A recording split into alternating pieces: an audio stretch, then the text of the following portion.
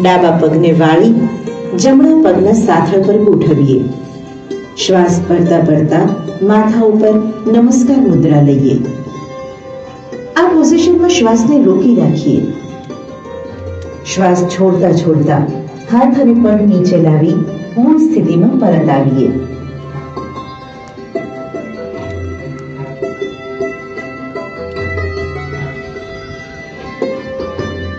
પાદ હસ્તાસન.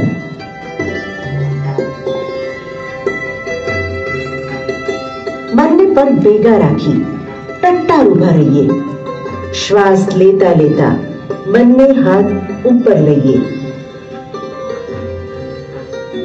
શ્વાસ છોડતા છોડતા ધીમે ધીમે નીચે આવીએ. નીચે આવી બંને હથેળી જમીનને અથવા પગના અંગૂઠાને અડાડીએ. શ્વાસ ભરતા ભરતા મૂળ સ્થિતિમાં પરત આવીએ.